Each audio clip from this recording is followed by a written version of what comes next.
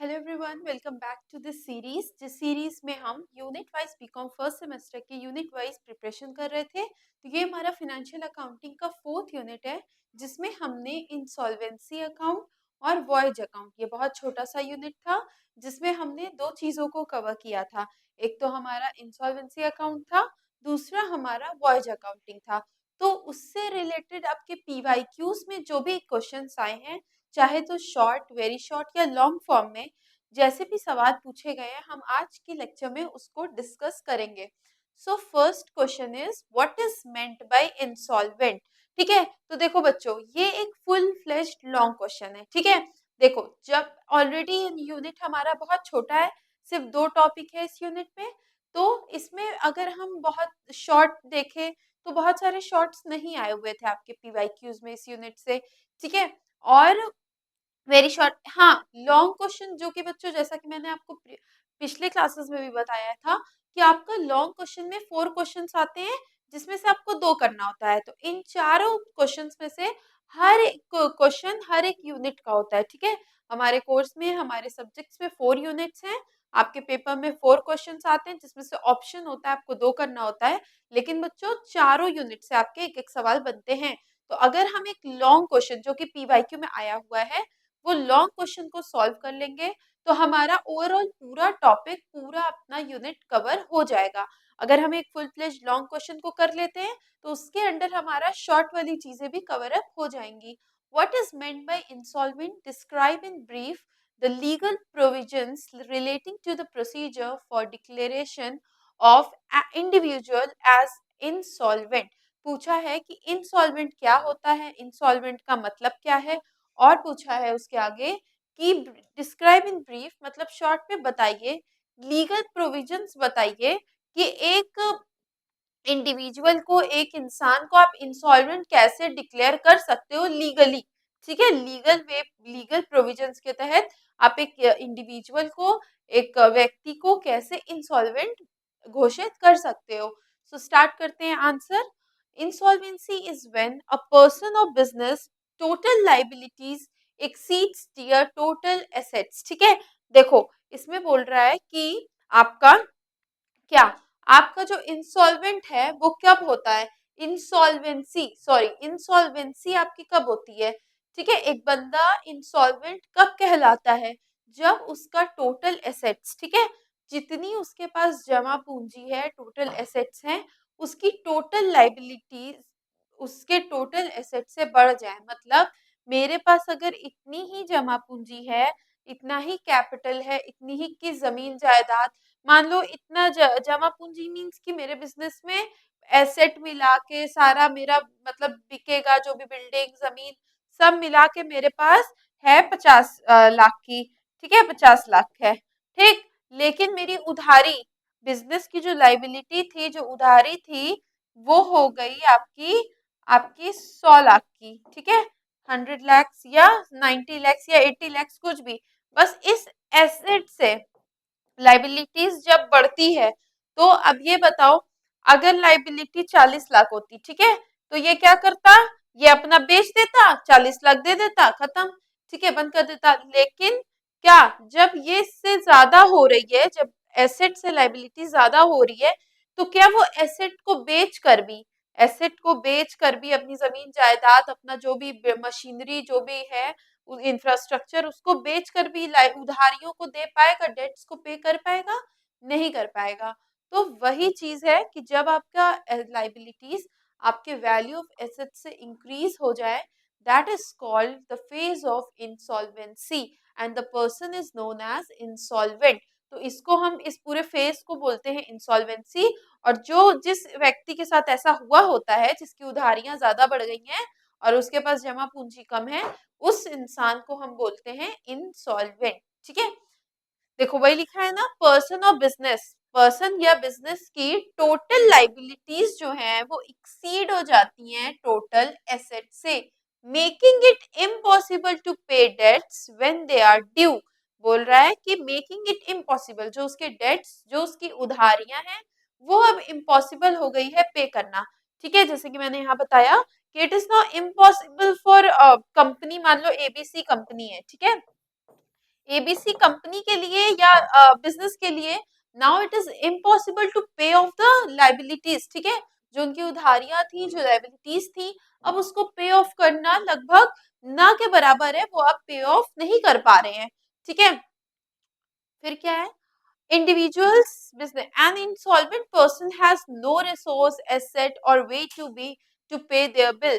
जो इंडिविजुअल के टर्म्स में अगर देखो तो एक इंसॉल्वेंट जो पर्सन होता है उसके पास क्या अब कोई रिसोर्स नहीं बचा, मतलब कोई ऐसी चीज जगह नहीं बची जहां से वो पैसा कमा के या जिसको वो बेच के अपना उधारी दे दे, कोई एसेट नहीं बचता है कुछ, मतलब अपनी बिल्स को भी वो पे नहीं कर सकता है। बिजनेस के केस में क्या होगा, an insolvent business is unable to pay debts, ठीक है। देखो पर्सन के केस में बोल रहा है कि पर्सन जब इंसॉल्वेंट होता है तो दैट मीन्स उसके पास कोई रिसोर्स नहीं है, पैसा कमाने का कुछ नहीं है, सब डूब गया उसका, पूरे एसेट्स बिक गए, पूरा अब अपने बिल्स अपने पर्सनल खर्चे भी नहीं निकाल पा रहा है, तो that is called insolvent person. और इंसॉल्वेंट बिजनेस में क्या होगा कि वो अपनी डेट्स, वो जो उधारी है डेट्स है, वी ऑल नो कि एसेट्स और लाइबिलिटीज होती है हमारे बिजनेस में, ठीक है। तो आप लाइबिलिटीज को पे ऑफ करते रहते हो, वापस करते रहते हो और आगे फ्यूचर्स में लेते रहते हो, तो वो एक प्रोसेस चलता रहता है। बट अगर आप आपका हो गया कि अब नहीं हो रहा है बिजनेस, चला डूब गया, नहीं चला, अब तो उस फेज में आप इंसॉल्वेंसी के फेज में आ जाते हो। When they are due because the amount owned exceeds the value of the business asset, ठीक है, अमाउंट ओन्ड मतलब जितना अमाउंट उसको लौटाना था वो बहुत ज्यादा हो गया है, जितना उसके पास एसेट है उससे ज्यादा हो गया है, ठीक है। अब जैसे for example in simple words, अगर मेरे पास 85 रुपए है, ठीक है, अगर मेरे पास 85 रुपए है, ठीक, मेरी कमाई 50 रुपए की ही हो रही है और हम उधारी 150 की लेके रखे हैं, ठीक है। और अब कमाई हो रही है इन द सेंस कि मेरा बिजनेस खत्म हो चुका है, मेरा जो भी बिजनेस था वो खत्म हो चुका है, अब मेरी कमाई नहीं होगी, जो भी मेरे पास सामान है उसको अगर हम बेचेंगे भी ना तो सिर्फ 50 रुपए मिलेगा। देखो बच्चों ये this is smaller amounts just to explain you the concept, ठीक है, तो ये बहुत स्मॉल अमाउंट्स है, बट इतना नहीं, बहुत लाखों करोड़ों की बात होती रहती है जहां आप 1 लाख एक चीजें भी नहीं छोड़ सकते हो, ठीक है। तो फॉर एग्जाम्पल 50 करोड़ हो गए या 50 लैक्स हो गए और आपकी उधारी इतनी है, ठीक है, तो क्या होगा, तो आप इतना जो है इतने का मेरे पास एसेट, मान लो अगर हम अपने घर का सामान वामान बेच दें, फर्नीचर बेच दें, टीवी बेच दें, मोबाइल बेच दें, तब भी हमको, तब हमको 50 रुपए मिलेंगे, ठीक है। तो क्या हम 50 रुपए में 150 पे कर पा रहे हैं, नहीं कर पाएंगे ना, अभी भी मेरे पास 100 रुपए की कमी है, तो हम हो जाएंगे इंसॉल्वेंट पर्सन। और बिजनेस के केस में भी यही चीज है, ठीक है, बिजनेस के केस में क्या है, मान लो कोई बिजनेस है, ठीक, अब उसके पास उसका बिजनेस खत्म हो गया, मतलब अब सेल्स नहीं हो रही है, प्रॉफिट नहीं हो रहा है, कुछ नहीं हो रहा है, ठीक है, बिजनेस इज डिक्लाइन स्टेज में चला गया, खत्म हो गया। अब क्या होगा कि वो उसका जो 50 लाख, अब उसके पास जो भी बिजनेस में एसेट थे, जो भी बचा हुआ था सामान, सब बेच वेच के, सारा जमीन अमीन सब बेच दी, जो भी बिजनेस से रिलेटेड चीजें थी सब बेच के उसने, उसको टोटल इकट्ठे मिल गए 50 लाख रुपए, पर उसने उधारी ले रखी है 90 लाख रुपए की। अब बताओ वो 40 लाख और कहाँ से लाएगा, सब तो उसने बेच ही दिया, अब वो 40 लाख कहाँ से लाएगा, तो वो हो जाएगा इंसॉल्वेंट, ठीक है। यही होता है हमारा इंसॉल्वेंट, और इस पूरे फेज को, इस पूरे साइकिल को बोलते हैं इंसॉल्वेंसी, ठीक है। आगे बढ़ते हैं, an insolvent person is someone who is unable to pay their debts. देखो आपको 2 नंबर वाले क्वेश्चन में ये भी पूछ सकता है। अब देखो बच्चों, ये हमने एक फुल फ्लेज लॉन्ग क्वेश्चन देखा था, ठीक है, जिसमें जिसको 2 पार्ट्स में डिवाइड किया गया था। पहले आपको बताना था कि इंसॉल्वेंट का मतलब क्या होता है, फिर लीगल प्रोविजंस देने होंगे, मतलब बताने थे कि किसी एक इंडिविजुअल को इंसॉल्वेंट डिक्लेयर करने के लिए क्या लीगल प्रोविजंस लगते हैं, तो हमने इंसॉल्वेंट देख लिया। इन चीजों को ध्यान में रखना कि ये जो अलग अलग क्वेश्चन, अब देखो ये एक लॉन्ग क्वेश्चन है, बट ये कैसे, ये 5 नंबर वाले में भी आपका आ सकता है और सिर्फ इतना आपके 2 नंबर वाले में भी आ सकता है, क्योंकि देखो यहाँ आगे जो भी क्वेश्चंस आएंगे ना, लगभग आपका 4th यूनिट पूरा पूरा कवर अप है, ठीक है, लगभग पूरा कवर अप हो जाएगा आपका 4th यूनिट इससे, ठीक है। अब देखो ये 2 नंबर का बना, या 5 नंबर में आपसे सिर्फ लीगल प्रोविजंस पूछ देगा, तो अब समझ में आया कि 2 नंबर कैसे और 5 नंबर कैसे, और इसमें एक आध चीज और, एक आध पार्ट और जोड़ के पूरा लॉन्ग क्वेश्चन के टाइप में भी और बढ़ा के दे सकता है, ठीक है। चलो आगे बढ़ते हैं। इंसॉल्वेंट पर्सन कौन होता है?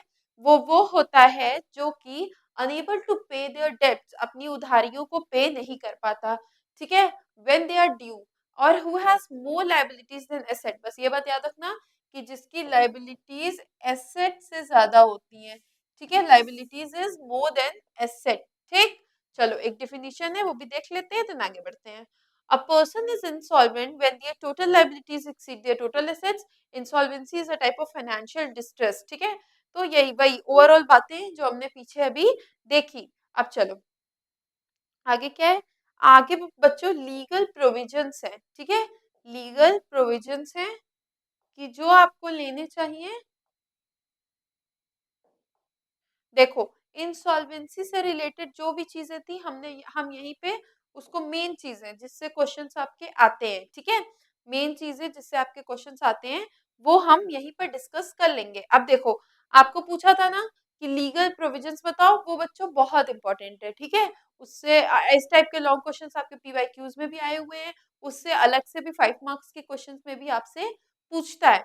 देखो अब क्या है, ये वही लीगल प्रोविजंस है कि कैसे किसके बाद क्या क्या करके आप एक इंडिविजुअल पर्सन को लीगली इंसॉल्वेंट डिक्लेयर कर सकते हो, ठीक है। Now assessment of financial situation, the individual और कंपनी इवेल्युएट। सबसे पहले क्या होता है कि मान लो आज है, ठीक है, मेरा बिजनेस चल रहा था, अब सेल्स डाउन हो गई है, प्रॉफिट नहीं हो रहा है, डिक्लाइन स्टेज में चला गया है बिजनेस, ये सब चीजें तो हुई हैं मेरे बिजनेस के साथ। अब देखो तो असेसमेंट ऑफ फाइनेंशियल सिचुएशन, अब इसका मतलब ये है कि या जो इंडिविजुअल है या कोई कंपनी है, अब वो अपने फाइनेंशियल स्टेटस को इवेल्युएट करेगी, मतलब इवेल्युएट मीन्स की कैलकुलेट करेगी, देखेगी कि उसकी फाइनेंशियल स्टेटस क्या है, उसकी फाइनेंशियल सिचुएशन क्या है, ठीक है, to determine if they are insolve. पहले वो खुद से देखेगी कि क्या हम इंसॉल्वेंट हैं।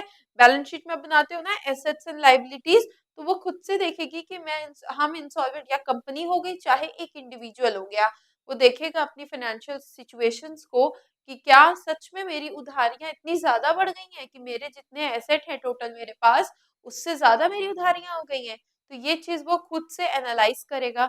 मीनिंग देयर लायबिलिटीज वही चीज है, and they can not meet their debts obligation.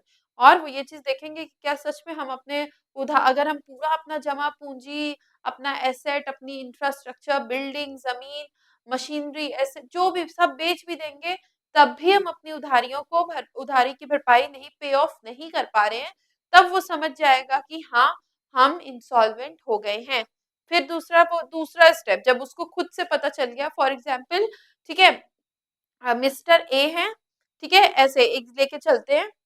चलो मिस्टर ए है, मिस्टर ए, ये इन्होंने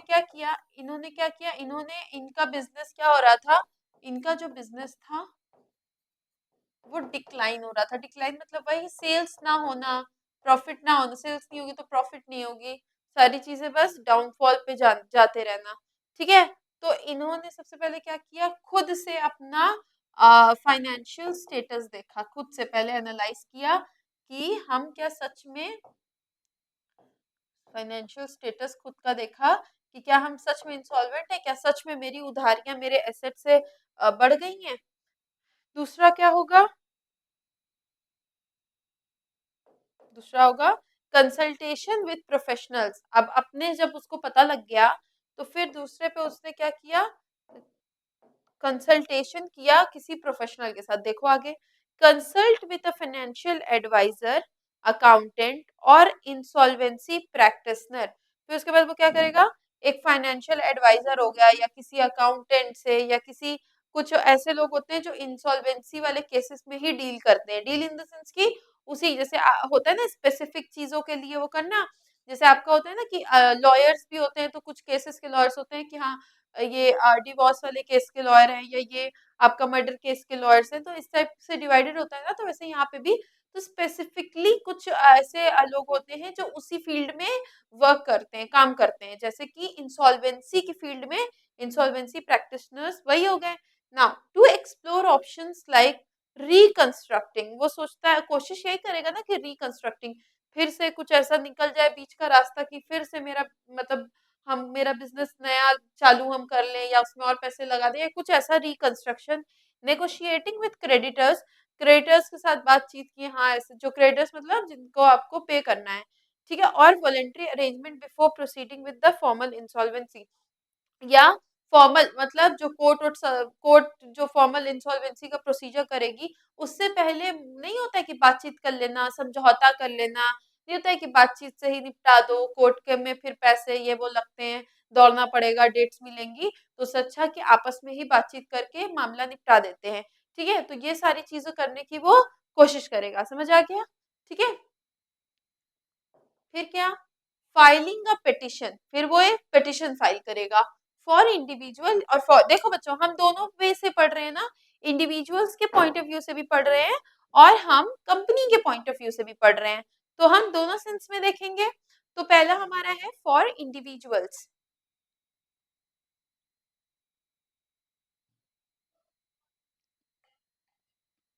for individuals, the insolvent person can file a petition for bankruptcy in a court or creditors can file a petition against them। अब देखो दो तरीके से petitions file होंगी। फर्स्ट कैसे है, the insolvent person can file, देखो जो मान लो जो मिस्टर ए था, ठीक है, चलो ये देखते हैं मिस्टर ए ने सबसे पहले क्या किया, उन्होंने सबसे पहले उन्होंने फाइनेंशियल स्टेटस देखा अपना, फिर उन्होंने किसी से कंसल्ट किया, किससे, प्रोफेशनल से, अकाउंटेंट से या किसी फाइनेंशियल एडवाइजर से उन्होंने कंसल्ट किया, फिर वो क्या करेंगे, फाइल अ पेटिशन, ठीक है, पेटिशन फाइल करेंगे। ऐसे करके मैं इसलिए ऐसे लिख रही हूँ बच्चों कि लीगल, देखो ऐसा नहीं कि आपको अगर आपके पास थ्योरी है, पॉइंट्स हैं, तो जरूरी है पूरी कहानी आप रटो, नहीं, इस तरीके से कीवर्ड शॉर्ट पॉइंट्स लिखो, ठीक है। किसी भी चैप्टर की बात हो रही है, किसी भी आपके कॉमर्स में किसी भी सब्जेक्ट की बात है, आप जैसे फीचर्स आपको याद करने हैं तो शॉर्ट शॉर्ट वर्ड्स में, सिंगल वर्ड्स में जिसको देख के आपको समझ, जैसे डायनेमिक है तो लिख दो डायनेमिक, ठीक है, कॉम्प्लेक्स, ऐसे करके लिखते जाओ और याद कर लो। ऐसे याद करना इजी होगा, फिर वहां पर लिख देना बना के एग्जाम में कि दिस इज डायनेमिक, क्यों डायनेमिक है, दिस इज कॉम्प्लेक्स, क्यों कॉम्प्लेक्स है। देखो मेन हेडिंग आपको याद रहेगी ना, और आप अगर आपने पढ़ा है और आपने समझा है तो आपको एग्जाम में आराम से याद आ जाएगा और आप आराम से लिख लोगे। बट आप अगर आप पूरा रटने के चक्कर में मेन बात, मेन पॉइंट आपको वहां जाके याद ना रही, आप भूल गए, तो क्या फायदा पढ़ने का, इतना लंबा चौड़ा पढ़ने का कोई फायदा नहीं होगा। तो उससे अच्छा स्मार्ट वर्क करो, हार्ड वर्क तो is equal important, but smart work करना है, कैसे, हमें कीवर्ड्स, आप कुछ भी पढ़ रहे हो, आप कीवर्ड शॉर्ट में ऐसे से लिखते चले जाओ, ताकि इससे दो फायदे होते हैं, आपको याद, छोटी छोटी चीजें तो आपको याद भी रहेंगी, एग्जाम टाइम में आप पूरी हेडिंग्स उसके अंदर की बातें क्योंकि आपने पढ़ा है, आपने समझा ही हुआ है, ठीक है, आप आराम से पूरा लिख दोगे, आपका पूरा फुल मार्क्स, आपका पूरा क्वेश्चन सॉल्व हो गया। दूसरी चीज ये है कि आपको एग्जाम से पहले अगर आपके पास ऐसे पॉइंटर्स वाले नोट्स होते हैं, तो एग्जाम से पहले आप सोच नहीं सकते कि आपको कितना बेनिफिशियल होता है वो, ठीक है। बेनिफिशियल इन द सेंस कि आपके लिए वो बहुत अच्छा होता है कि आप शॉर्ट में लिखते चले जा रहे हो, लिखते मतलब सॉरी, आपने शॉर्ट में सारी चीजें लिखी हैं, अब आपको बड़े बड़ा बुक्स या पीडीएफ्स नहीं देखने हैं, आपको बस फटाफट आप पेजेस टर्न करो, मेरिट्स डीमेरिट्स फीचर जो भी है जिससे भी रिलेटेड देख लो। अब ऐसे आप लिखे रहोगे तो आपको पता होगा कि मिस्टर ए इंसॉल्वेंट है, ठीक है, ऐसे इंसॉल्वेंट लिख लो, इन सॉल्वेंट है, इनको पता चल चुका है कि इनका बिजनेस डिक्लाइन कर रहा है, इन्होंने अपना फाइनेंशियल स्टेटस देखा कि इनकी लाइबिलिटीज, इनके एसेट लाइबिलिटीज जो है इनकी एसेट से इंक्रीज हो गई है, ठीक है। फिर इन्होंने एक लीगल सॉरी फाइनेंशियल एडवाइजर या अकाउंटेंट या इंसॉल्वेंसी प्रैक्टिशनर से कंसल्ट कर लिया कि क्या करना चाहिए रिकंस्ट्रक्शन के लिए, या वॉलेंट्री बातचीत कर लिया जाए, समझो क्रेडिटर्स के साथ समझौता कर लिया जाए, ये सारी चीजें इन्होंने देख ली पहले कि क्या किया जा सकता है। फिर ये सारी चीजें बातें करने के बाद फिर ये एक पिटीशन फाइल कर सकते हैं, ये भी कर सकते हैं, और जो क्रेडिटर है वो भी इनके ऊपर कर सकता है, ठीक है, जो क्रेडिटर है वो भी इनके ऊपर पिटीशन फाइल कर, देखो, और creditors can file a petition against them, इनके खिलाफ क्रेडिटर भी पिटीशन फाइल कर सकता है, ठीक है। फॉर कंपनीज, अब कंपनीज के केस में क्या है, द कंपनीज डायरेक्टर्स में file for insolvency by applying for liquidation administration, liquidation मतलब ये नहीं होता है कि एसेट्स को बेच के लायबिलिटीज को पे ऑफ कर दो, बंद करना, कंपनी को बंद करना है अब हमें। तो डायरेक्टर क्या करेंगे, कंपनी के डायरेक्टर्स क्या करेंगे, इंसॉल्वेंसी को फाइल करेंगे, अप्लाई करेंगे लिक्विडेशन के लिए, और company voluntary arrangement, creditors can also initiate insolvency. वही बात है, या तो वो लोग करेंगे या तो फिर क्रेडिटर भी इन लोग के खिलाफ ले लेगा स्टेप, इंसॉल्व मतलब अगेंस्ट इन लोग के खिलाफ ले लेगा स्टेप, ठीक है। चलो चौथा क्या होगा, appointment of an insolvency practitioner. अब आईपी मतलब इंसॉल्वेंसी प्रैक्टिशनर, अब इसको अपॉइंट किया जाएगा। An insolvency practitioner is appointed by court और वॉलंटरी बाय इंसॉल्वेंट पार्टी।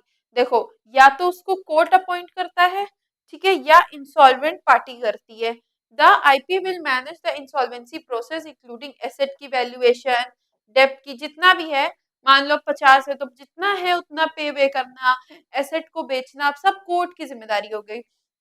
अब सब कोर्ट की जिम्मेदारी हो गई, तो कोर्ट एक आईपी रखेगा, या तो इंसॉल्वेंट पार्टी मिस्टर ए जो है वो क्या करेंगे कि अपना एक आईपी इंसॉल्वेंट प्रैक्टिशनर रखेंगे, जो क्या करेगा, ये चीजें याद रखना है कि कौन क्या कर रहा है, ठीक है। आपको हेडिंग से याद करने के लिए उस तरीके से याद रखना है, और उसके अंदर की चीजें याद रखनी है कि जैसे दूसरे वाले पॉइंट में क्या था कि आपका जो कंसल्टेशन हो रही थी वो किसके लिए हो रही थी, क्या क्या, जैसे रिकंस्ट्रक्शन हो गया, नेगोशिएटिंग हो गया, और वॉलेंट्री मतलब की बातचीत हो के समझौता करके खत्म कर देना मामला, ये सारी चीजें हो गई क्रेडिटर्स के साथ, ठीक है।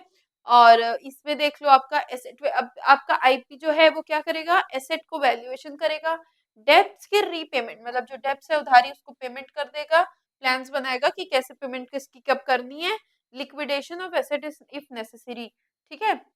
एसेट की लिक्विडेशन करेगा मतलब वही कि बेच के अगर कुछ बचा तो उसको दे देना, तो ये सारी चीजें वो करेगा आपके लिए, ठीक है, आपके बिहाफ पे।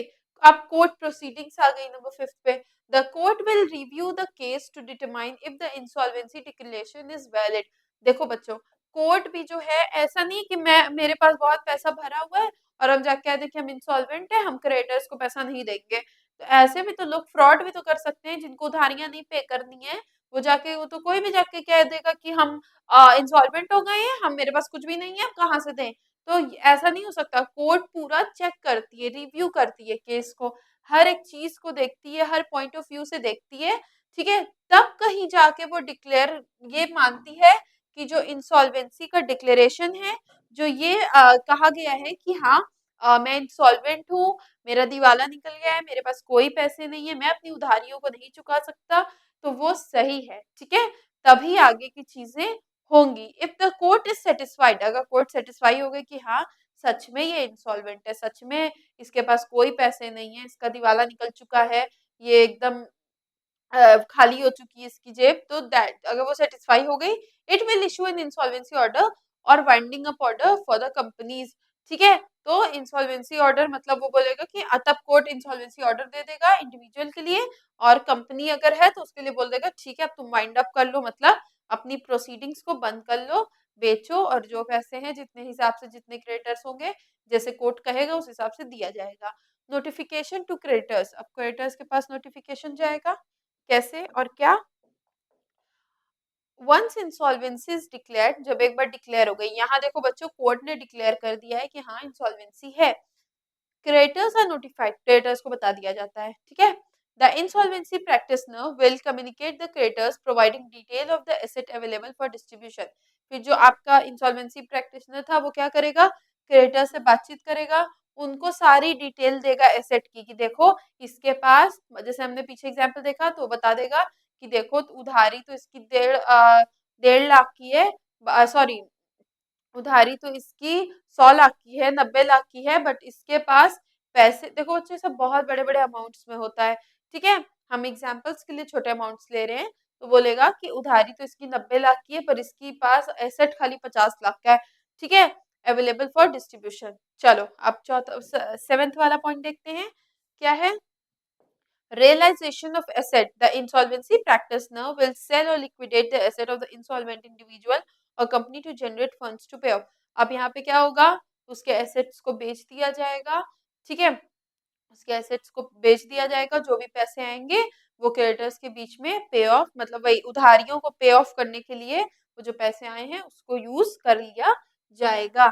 डिस्ट्रीब्यूशन टू क्रेडिटर्स, अब क्रेडिटर्स को डिस्ट्रीब्यूशन होगा, एसेट पे ऑफ हो गए, एसेट सॉरी बिक गए, अब पैसे आएंगे। Now the funds raised from sale of assets are, जो फंड्स आए हैं सेल ऑफ एसेट से, are distributed to creditors in a specific order of priority. ठीक है, एक स्पेसिफिक ऑर्डर में क्रेडिटर्स को दिए जाते हैं। देखो सबसे पहले किसको दिया जाता है, सिक्योर्ड क्रेडिटर्स। ठीक है, हमने पढ़ा ना सिक्योर्ड क्रेडिटर्स, अनसिक्योर्ड क्रेडिटर्स होते हैं। तो जो सिक्योर्ड क्रेडिटर्स हैं उनको पैसा दिया जाता है, फिर आपका अनसिक्योर्ड क्रेडिटर्स को दिया जाता है। ठीक है, and lastly shareholders of the company, अगर कुछ बच जाता है या कुछ ऐसा हुआ या किसी प्रेफरेंस के हिसाब से, तो फिर शेयर होल्डर को मिलता है, लेकिन जो आपके दोनों पहले सिक्योर्ड वालों को दे दिया जाएगा, फिर अनसिक्योर्ड क्रेडिटर्स को दे दिया जाएगा।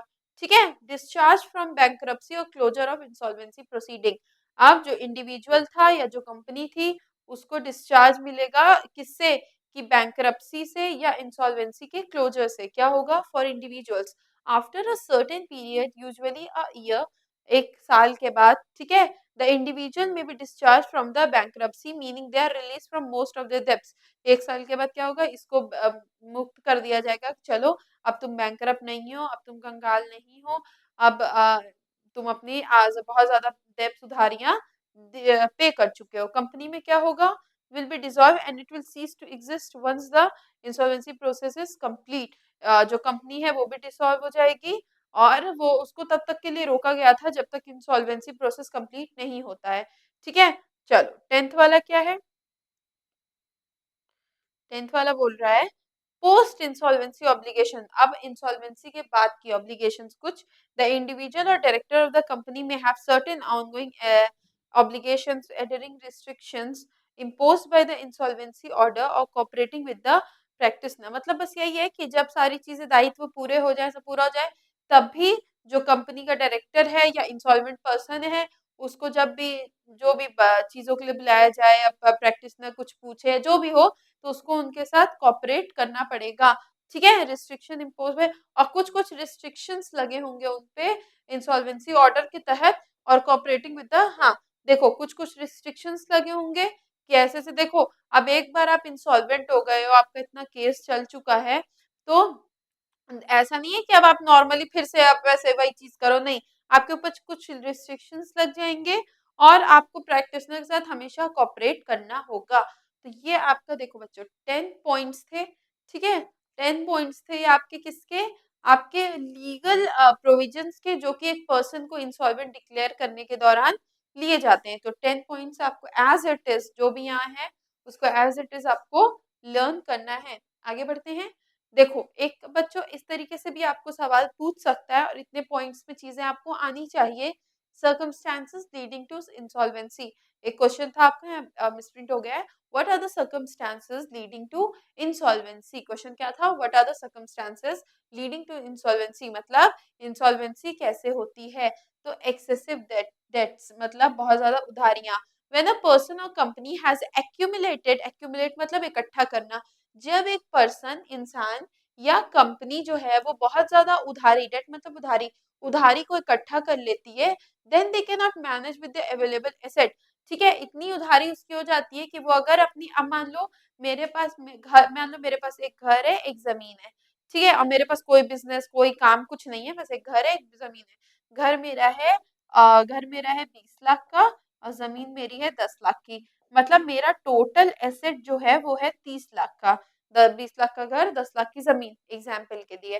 ठीक है, हम किसी से उधारी लेके अपना बैठे हुए हैं कितना, 50 लाख, 50 लाख लेके बैठे हुए हैं। अब बताओ अगर हम अपना ये 30 लाख का बेच भी देंगे, तो क्या उसका 50 लाख पूरा हम वापस कर पा रहे हैं, नहीं कर पा रहे हैं। यही चीज यहाँ एक्सप्लेन करना चाह रहा है। ठीक है, cash flow problems, inability to generate sufficient cash to cover daily expenses or debts repayments। ठीक है, कैश फ्लो प्रॉब्लम मतलब inability to generate sufficient cash, मतलब अपने डेली के खर्चे, डेली के एक्सपेंस और डेली के डेब्ट्स की रीपेमेंट्स, जो उधारी थी, डेली का खर्चा भी, इतना भी पैसा नहीं आ पा रहा है कि डेली का खर्च चल सके, तब भी वो इंसॉल्वेंसी होती है। Interest burden, when the interest on debts became overwhelming making it difficult to pay both the principal and the interest। कभी कभी क्या होता है, इंटरेस्ट का इतना बर्डन होता है, ये होता है कि आप इतना ज्यादा इंटरेस्ट आप पे कर रहे होते हो कि फिर आप ना प्रिंसिपल पे कर पाते हो ना इंटरेस्ट पे कर पाते हो। तो इंटरेस्ट का ओवरबर्डन भी एक रीजन है जिससे बंदा इंसॉल्वेंट होता है। डिक्लाइन इन इनकम, ये चीज तो नॉर्मल है कि आपकी इनकम, मैंने जैसे बताया कि बिजनेस है तो बिजनेस की सेल खत्म हो गई, प्रॉफिट लॉस हो रहा है, सॉरी प्रॉफिट नहीं हो रहा है। A sudden or prolonged decrease in income that makes it impossible to meet the financial obligation. अगर आपकी इनकम में, आपकी कमाई में कमी आ जाए तब भी आप चीजों को नहीं कर पाओगे, फॉलो अप नहीं कर पाओगे। ठीक है, चलो अब हम दूसरी चीज की तरफ बढ़ते हैं जो कि हमारा है वॉइज अकाउंट। ठीक है, देखो इंसॉल्वेंसी से रिलेटेड जो भी चीजें थी हमने पीछे देखी, जो क्वेश्चन आपके पीवाईक्यू में आए थे हमने उन्हीं क्वेश्चंस को डिस्कस किया है। This is our voyage account वाला। ठीक है, व्हाई इट इज प्रिपेयर्ड, देखो ये एज इट इज आपके पीवाईक्यू का क्वेश्चन मैंने उठाया है, एज इट इज। देखो ये क्वेश्चन पार्ट्स में है। सबसे पहले क्या बोल रहा है, व्हाट इज वॉइज अकाउंट, दूसरा बोल रहा है व्हाई इट इज प्रिपेयर्ड, फिर बोल रहा है what items are usually recorded in the debit and credit side of voyage account, फिर बोल रहा है explain and give its specimen. ठीक है, तो कितना पार्ट है, 1 2 3 4, 4 पार्ट्स में सवाल पूछे गया है आपको। ठीक है, ये आपके पीवाईक्यू में आया हुआ क्वेश्चन है। 4 पार्ट्स में आपको ये क्वेश्चन पूछा है कि वॉइज अकाउंट क्या होता है, इसे क्यों बनाया जाता है, डेबिट और क्रेडिट साइड में क्या रिकॉर्ड होता है वॉइज अकाउंट के, उसको एक्सप्लेन करिए और उसका स्पेसिमेन मतलब दिखाइए कि कैसे होता है। चलो इस पूरे को हम करेंगे। तो बच्चों एज यू नो कि हमारा 4th यूनिट बहुत ही स्मॉल सा था, बस यही दोनों टॉपिक्स थे, इसको हम कंक्लूड कर लेंगे तो ओवरऑल हमारी चीजें कवर अप हो जाएंगी। A voyage account is a voyage account is prepared to determine the profit loss of a voyage। ठीक है, प्रॉफिट एंड लॉस ये तो सिंपल बात है। ठीक है, it is similar to a profit loss account, ये प्रॉफिट लॉस अकाउंट से सिमिलर है। वेयर एक्सपेंसेस आर डेबिटेड, याद रखो खर्चे जो है वो डेबिट होते हैं, इनकम्स क्रेडिट होती है, मतलब ये नॉमिनल अकाउंट है। Debit all expenses and losses, credit all incomes and gains. तो वॉयज अकाउंट एक नॉमिनल अकाउंट है, प्रॉफिट लॉस की तरह ही है। Here are some reasons why a voyage account is prepared। यहाँ पे कुछ reasons हैं कि voyage account को क्यों prepare किया जाता है। ठीक है, अब चलो क्या है वॉइज अकाउंट, मीन्स कि शिप वाला, शिपमेंट जो भी आपकी शिप में इधर उधर आ रही है जा रही हैं, इसमें बहुत सारे टर्म्स होते हैं, टेक्निकल टर्म्स होते हैं। ठीक है, डिटेल्ड में अगेन आपको हमने अपने नवोदय बैच में, बच्चों आपको लग रहा है शॉर्ट, हमने अपने नवोदय बैच में सारे यूनिट में जो भी आपके टॉपिक्स थे, जो भी आपके चैप्टर्स थे, जो भी आपके क्वेश्चंस थे, न्यूमेरिकल्स थे, वहां हमने सारी चीजों को बैच में सॉल्व किया है। वॉयज अकाउंटिंग से रिलेटेड क्वेश्चंस हो गए, चाहे आपके इंसॉल्वेंसी अकाउंट से रिलेटेड क्वेश्चंस हो गए। ठीक है, हम अपना 4th यूनिट तक चीजें को कंप्लीट कर चुके हैं बच्चों। ये जो सीरीज है और हमारा 1st unit as a demo class YouTube पे फ्री था, आप प्लेलिस्ट से चेकआउट कर सकते हो। तो बच्चों अगर इस सीरीज का आपको ये जो हमारी, अगर आप चैनल पे नए हो तो मैं आपको बता दूं कि ये जो सीरीज है जिसमें हम यूनिट वाइज प्रिपरेशन कर रहे हैं, दैट मीन्स कि unit 1 2 and 3 4।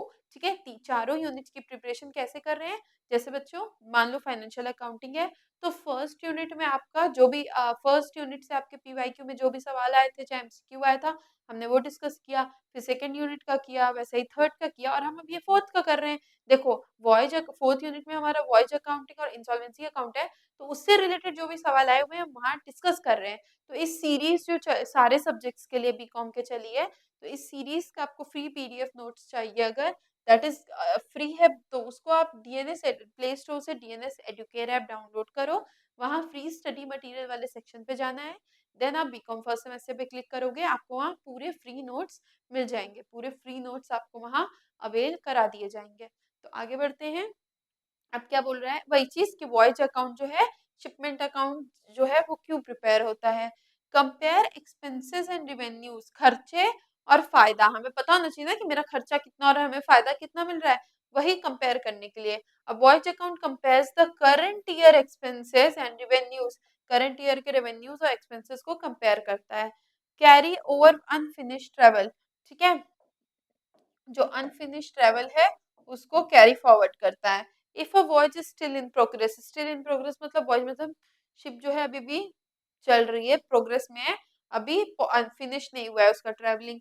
The income and expenses are carried forward to the next year, तो जो भी इनकम और खर्चे जो भी होंगे वो नेक्स्ट मतलब अभी वो कैरी मतलब चल रही है, प्रोग्रेस में है, तो वो आपको नेक्स्ट ईयर में ट्रांसफर कर दिया जाएगा।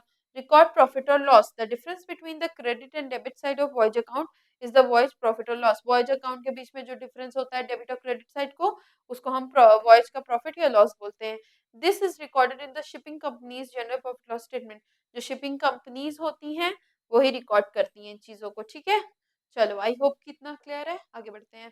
सम expenses and incomes are that are included in the voyage account are, कुछ खर्चे और इनकम्स जो कि वॉयज अकाउंट में इंक्लूड होते हैं वो हैं फ्राइट, प्रीमिज, वॉयज एक्सपेंस।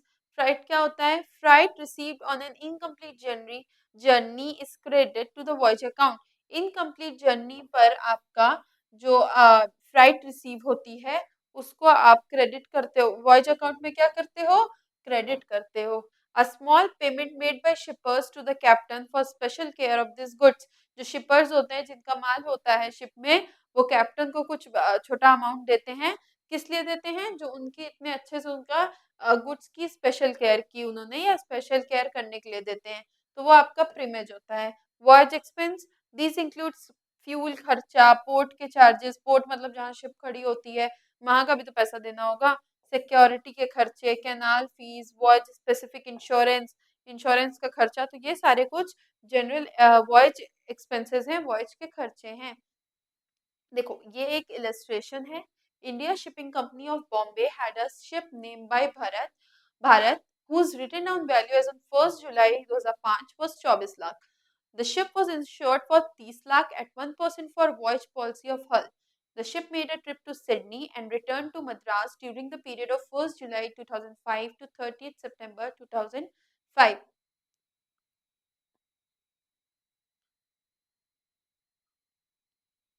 ठीक है, relating to the voyage given below. तो जो भी अब देखो क्या बोल रहा है कि इंडिया शिपिंग कंपनी एक बॉम्बे की कंपनी है जिसका नाम है इंडिया शिपिंग कंपनी, ठीक है। उसकी एक शिप है जिसका नाम है भारत, ठीक है। बॉम्बे की है वो, और कंपनी का नाम ये है, और शिप का नाम जो है वो ये है। वो है जिसकी रिटन डाउन वैल्यू 1 जुलाई 2005, ठीक है, 1 जुलाई 2005 को उसकी रिटन डाउन वैल्यू है 24 लाख, और शिप को इंश्योर्ड कराया गया है 30 लाख एट 1%, ठीक है। The ship made to a trip to Sydney and return to Madras, ठीक है। शिप जो है वो सिडनी गई और वापस मद्रास आई, ठीक है। तो किसने कितने समय के बीच में? 1 जुलाई से 30 सितंबर, मतलब 6 महीने, 6 मंथ्स की उसने अपना अपना काम किया, मतलब 6 महीने के लिए शिप 6 महीने के बीच में वो गई और वापस आई। अब जो भी खर्चे थे देख लो क्या थे वो।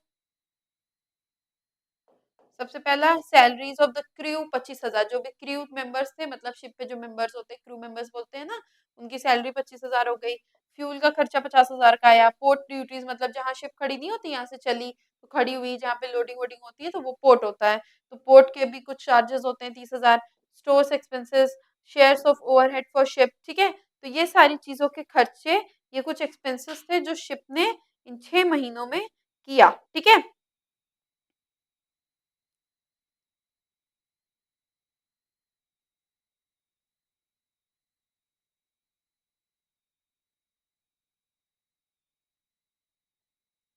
ठीक है, अब जैसे shares of overhead for the ship मतलब शिप के जो जनरल खर्चे हो गए, जैसे कि आपका रेंट हो गया, रेंट फॉर एग्जांपल आपका रेंट हो गया, इलेक्ट्रिसिटी हो गई, हीट हो गया। ओवरहेड मतलब कि मामूली मामूली खर्चे, मामूली इन द सेंस कि वही जो रोज वाले खर्चे होते हैं, जैसे कि इलेक्ट्रिसिटी हो गई, हीट हो गई, रेंट हो गया, या जो भी एक्स वाई जेड आपके छोटे मोटे, इलेक्ट्रिसिटी हो गई, टेलीफोन के चार्जेस हो गए, तो ये सारे खर्चे आपके ओवरहेड में आ गए, ठीक है। इस पेज पे इतना था। Stevedoring at the rate of ₹3 per ton, ठीक है, stevedoring at the rate ₹3 per ton.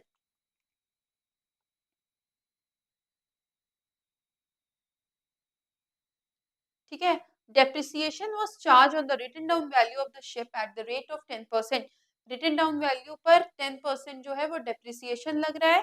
The freight was insured at 1%, जो फ्राइट थी वो 1% पे इंश्योर्ड है। The particulars of the freight consist, अब फ्राइट के अंदर चीजें क्या आ रही हैं, ठीक है।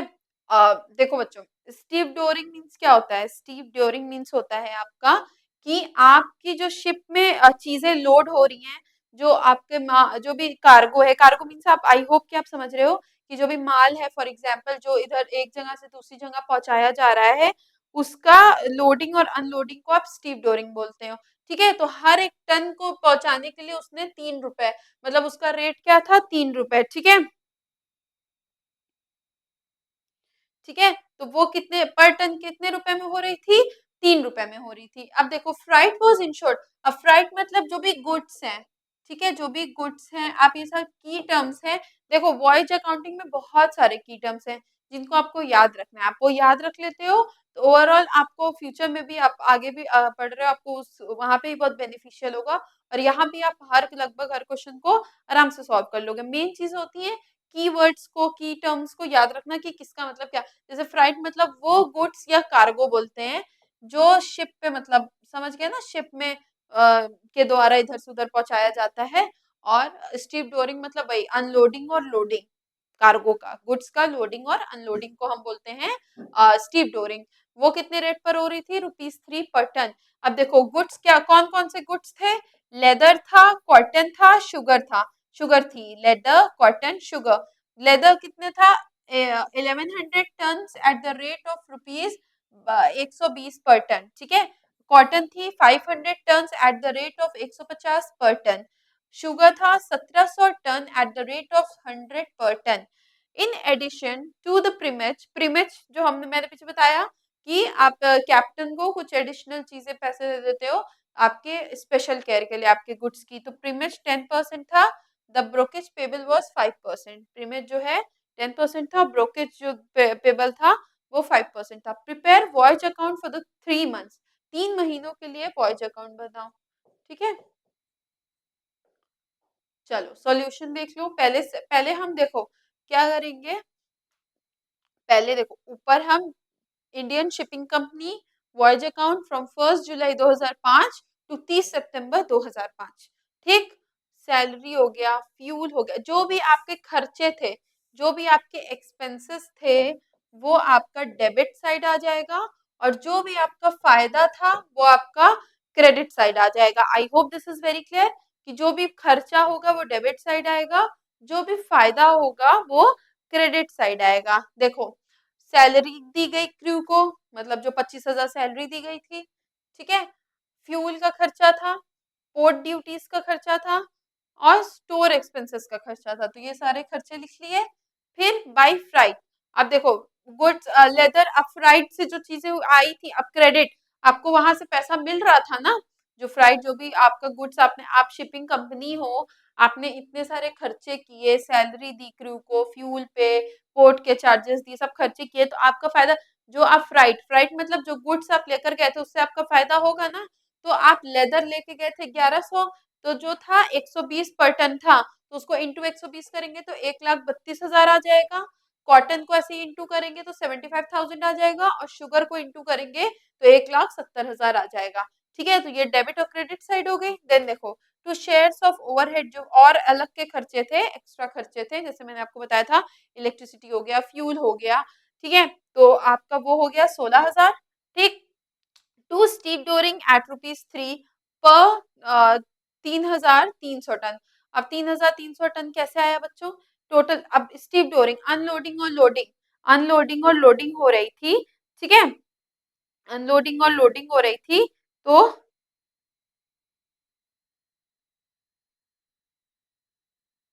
चलो लोडिंग और अनलोडिंग हो रही। स्टीप डोरिंग मतलब कि जो माल था, जो गुड्स था, उसको लोड कराना। कहाँ, जहां मान लो सिडनी से मद्रास तक गई थी वो। ठीक है, सॉरी, मद्रास से सिडनी गई थी।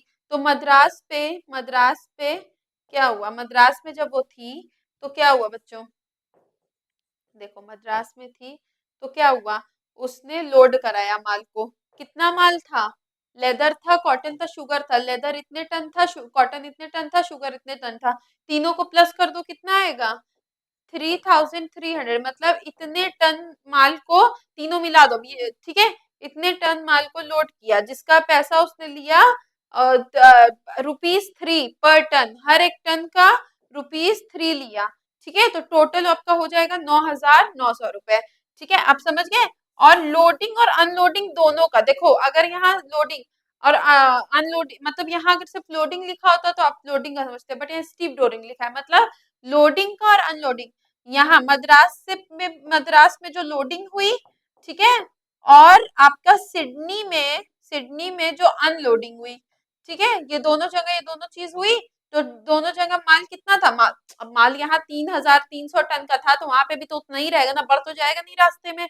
तो 3,300 टन के माल के लिए उसने बोला कि ₹3 मुझे चाहिए स्टीव डोरिंग के लिए। I hope this is very clear. ठीक है, कि कैसे आपका स्टीव डोरिंग के चार्जेस थे, वो आपका 9,900 रुपए आपका खर्चा लगा। ठीक है, to insurance of hull at 1%, insurance करा लिया। Insurance for the freight at 1%, depreciation हो गया।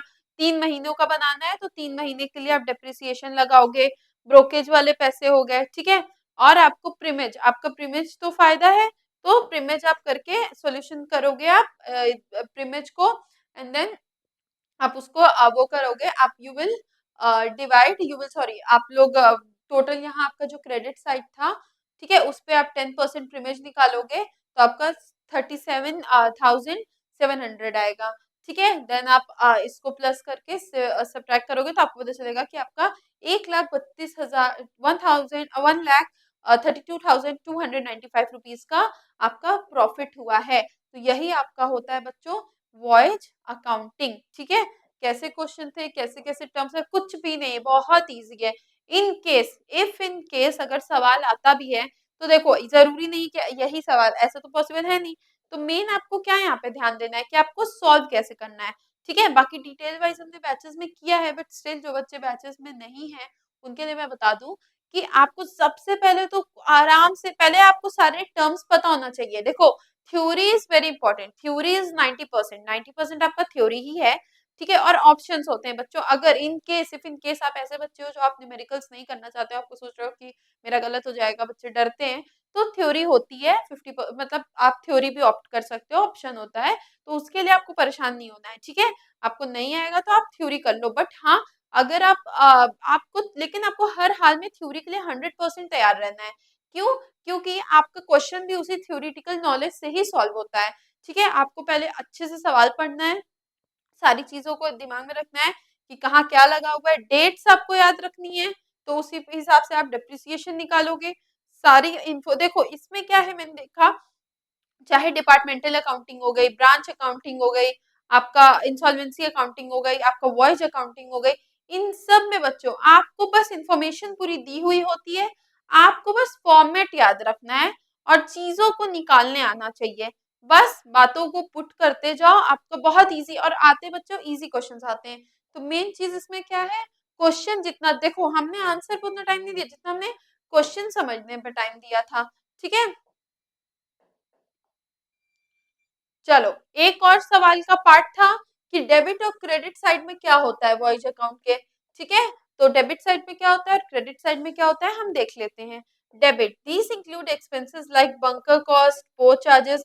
डेबिट खर्चे, ठीक है, एक्सपेंसेस में क्या आएगा, bunker cost, port charge, depreciation, insurance, address commission and brokerage, Steve डोरिंग charges, salaries and wages.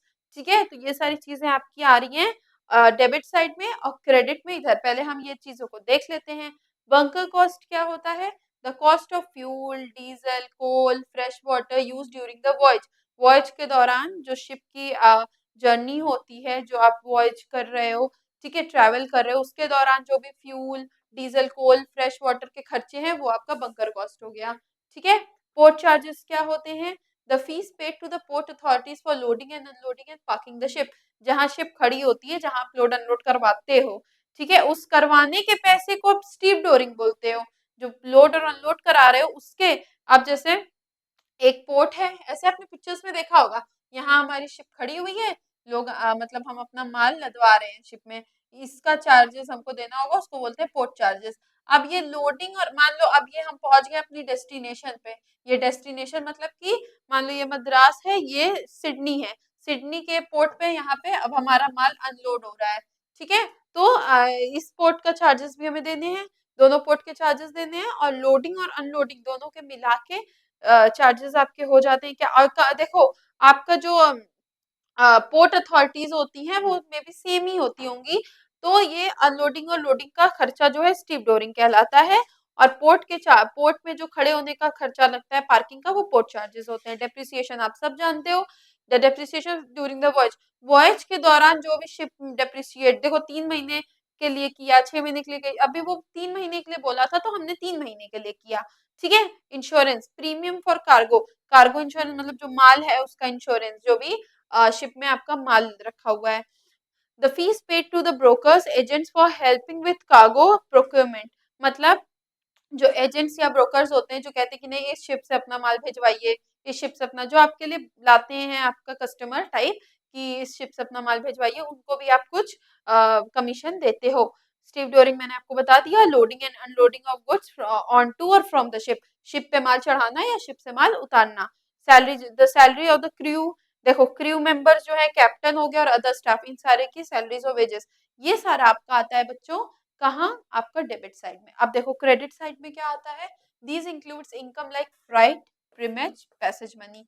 Freight मतलब the amount charge by the ship company, the amount charge by the ship company for transporting goods from one place to another. ठीक है। वो amount जो goods को, मतलब वही goods के charges को, कार्गो के जो चार्जेस होते हैं वही, मतलब आपका जो फ्राइट है, जो आपका गुड्स के हैं, जो आपके चार्जेस हैं गुड्स को इधर से उधर ले जाने के, उसको हम फ्राइट बोलते हैं। प्रीमियज होता है एक्स्ट्रा अमाउंट जो शिपिंग कंपनी चार्ज करती है फ्राइट के ऊपर। पासेज मनी क्या होता है, the fair receive from the passengers. अब मान लो पासेज मनी, देखो कुछ कुछ शिप्स ऐसी होती हैं जो माल भी ले जाती हैं और पैसेंजर्स को भी ले जाती हैं, तो जो पैसेंजर्स पैसे देते हैं उसको हम पैसेज मनी बोलते हैं। तो ये बच्चों कुछ टेक्निकल टर्म था रिलेटिंग टू वॉयज अकाउंटिंग। हमने क्वेश्चन भी देख लिया, हमने इंसॉल्वेंसी से रिलेटेड भी जो इंपॉर्टेंट क्वेश्चन थे, जो इंपॉर्टेंट बातें थी वो देख ली। मैंने आपको ये भी बता दिया कि कैसे शॉर्ट, अब वॉयज अकाउंटिंग में आपको चीजें शॉर्ट में भी, जो लॉन्ग क्वेश्चन हमने किया ना उसी को शॉर्ट में पूछ सकता है। तो लेकिन वॉयज अकाउंटिंग में ओवरऑल इतनी ही बातें हैं। ठीक है। बाकी डिटेल में हमने बैचेस में स्टडी किया है बच्चों। इस बैच के बारे में मैं आपको बता दूं, यहाँ बीकॉम फर्स्ट सेमेस्टर के सारे सब्जेक्ट्स की प्रिपरेशन हो रही है, जिसमें आपको ऑनलाइन इंटरेक्टिव क्लासेस मिलेंगी, लाइव डाउट क्लासेस मिलेंगी, class plus handwritten notes आपको आपके सिलेबस के अकॉर्डिंग टॉपिक वाइज आपको हर नोट्स मिलेगा, उसका आपके पास लेक्चर भी होगा, पीवाईक्यू सॉल्व कराए जाएंगे, वन शॉट रिवीजन होगा और 1-to-1 मेंटरशिप प्रोग्राम होगा। इस कोर्स का ड्यूरेशन 3 मंथ है और वैलिडिटी 1 ईयर है। बच्चों इस कोर्स का प्राइस, ऑफर प्राइस है 1250। ये वन टाइम पेमेंट है, इतनी पेमेंट करके आप अपने बीकॉम फर्स्ट सेमेस्टर के सारे सब्जेक्ट्स की प्रिपरेशन हमारे इस बैच के साथ जुड़ के कर सकते हो, जहाँ बहुत डिटेल्ड में, बहुत एनालिटिकल वे में आपको चीज़ें बताई गई हैं, आपको आंसर राइटिंग बताई गई है, आपको क्वेश्चंस किस टाइप के आएँगे, लेक्चर्स के दौरान आपको ये सारी चीज़ें समझाई गई हैं। मतलब डिटेल्ड वे में ये यहाँ पे आपकी तैयारी कराई जाएगी आपके सेमेस्टर एग्ज़ाम के लिए। बच्चों इस ऐप में एनरोल कराने के लिए आप डीएनएस एडुकेयर ऐप डाउनलोड कर लो, वही ऐप जिसको मैंने फ्री नोट्स के लिए आपको बताया था कि फ्री नोट्स आपको चाहिए, तो आप इस ऐप पर जाके फ्री नोट्स को अवेल कर सकते हो। बच्चों अगर आपको इस बैच से रिलेटेड, कोर्स से रिलेटेड या अपने कॉलेज में किसी भी क्वेरीज से रिलेटेड कोई भी प्रॉब्लम हो, तो आप हमारे इस नंबर पे कांटेक्ट कर सकते हो। यहाँ आपकी क्वेरीज को रिजॉल्व कर दिया जाएगा। So I hope you enjoyed this lecture and you learn something from it. Thank you everyone.